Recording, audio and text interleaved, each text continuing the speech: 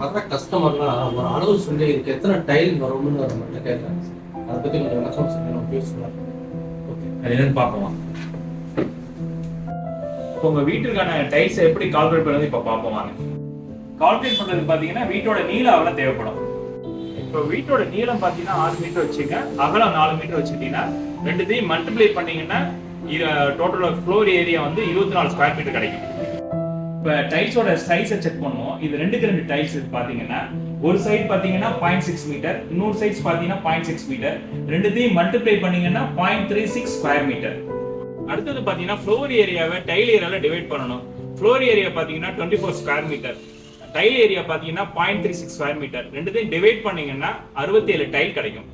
நார்மலா டைல்ஸுக்கு ஒரு 10% வேஸ்டேஜ் வச்சிருந்தீங்கன்னா 67 டைலுக்கு 10% வந்து பாத்தீங்கன்னா 7 டைல் தேவைப்படும். மொத்தம் டோட்டலா 74 டைல் தேவைப்படும். ஒரு வீட்டிற்கு உண்டான டைல்ஸை இப்படிதான் நம்ம கால்குலேட் பண்ணணும். நன்றி, வணக்கம். உங்கள் மகாலட்சுமி செராமிக்ஸ் நாகராஜன்.